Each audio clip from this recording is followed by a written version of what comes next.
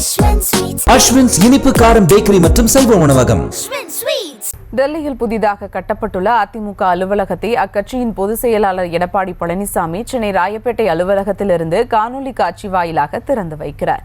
இதுகுறித்த கூடுதல் விவரங்களோடு இணைகிறார் செய்தியாளர் லதா. வணக்கம் லதா, விவரங்கள். வணக்கம்.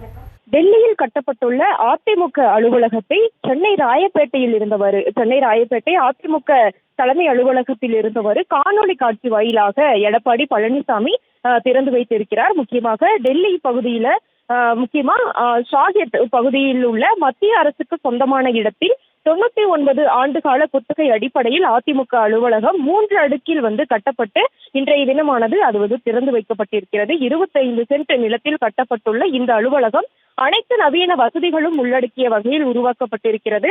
டெல்லி சென்றால் அதிமுக தலைமை மற்றும் முக்கிய நிர்வாகிகள் தங்கிக் கொள்ளும் வகையில் அந்த ஏற்பாடுகள் எல்லாம், அந்த வசதிகள் எல்லாம் அந்த அலுவலகத்துல அமைக்கப்பட்டிருக்கு. முக்கியமா பார்த்தோம்னா வரக்கூடிய 23ஆம் தேதி ஜெயலலிதாவின் 77வது பிறந்த நாளானது கொண்டாடப்பட இருக்கக்கூடிய நிலையில அதற்கு முன்னதாக இந்த அலுவலகத்தை திறந்துவிட வேண்டும் என்ற ஒரு திட்டமிடப்பட்டு தற்பொழுது இது திறக்கப்பட்டிருக்கு. சென்னை ராயப்பேட்டையிலிருந்து காணொலி காட்சி வாயிலாக எடப்பாடி பழனிசாமி இதனை திறந்து வைத்திருக்கிறார். அதே போல இன்றைய தினம் ஏராளமான தொண்டர்கள், அதே போல முன்னாள் முக்கிய அமைச்சர்களும் பங்கேற்றிருக்கிறார்கள். அதே போல பார்த்தோம்னா டெல்லியிலும் கூட முன்னாள் இந்நாள் அதிமுக எம்பிக்களும் கூட அந்த நிகழ்வில், அங்கே நடைபெறக்கூடிய நிகழ்வில் கலந்து கொண்டிருக்கிறார்கள். விவரங்களுக்கு நன்றி லதா.